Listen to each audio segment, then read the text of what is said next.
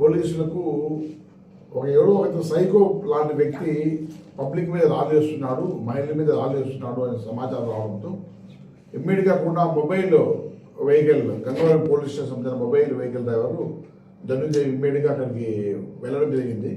Public సహాయంతో అతను పట్టుకొని అతను బాగా ఉన్మాదం స్థితిలో ఉండి అతని మీద దాడి చేస్తుంటే అతన్ని పట్టుకొని బలవంతంగా జీబులో ఎక్కించడం జరిగింది.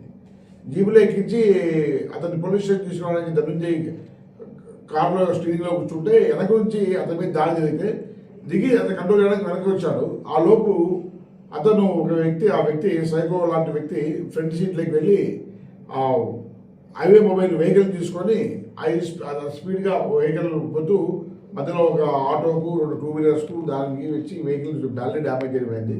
దాని తర్వాత పబ్లిక్ పోలీసు అంతా వెంటబడితే అతను పరిగెత్తుంటే వెళ్ళి పక్కన చెల్లికి దూకేశాడు. ఫైర్ సర్వీసెస్ పోలీసు వాళ్ళు ఇక్కడ పబ్లిక్ అంతా కలిసి అతన్ని పట్టుకొని రెస్క్యూ చేసుకుని తీసుకెళ్ళిపోయినాము, హాస్పిటల్కి తీసుకెళ్ళాము. అతని పేరు రత్నాధర్ అని చెప్పేసి 36 ఇయర్స్, నాగసంద్ర విలేజ్, యలహంక.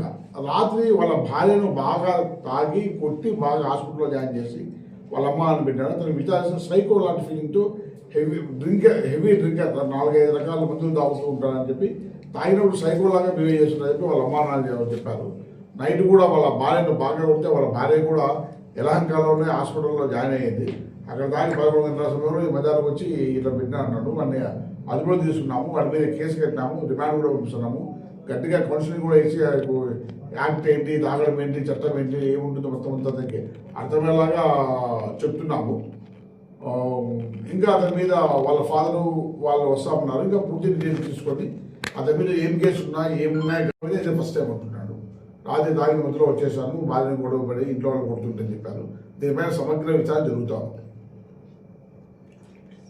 సార్ యాక్చువల్గా గంజాయి కొట్టినాడని చెప్పేసి ఎంత లోకల్ మీరు అనుకుంటున్నారు, మీరు అనుకోవడం వేరే, వాళ్ళ ఫాదర్తో మాట్లాడడం వేరే. వాళ్ళ ఫాదర్తో మాట్లాడినాము.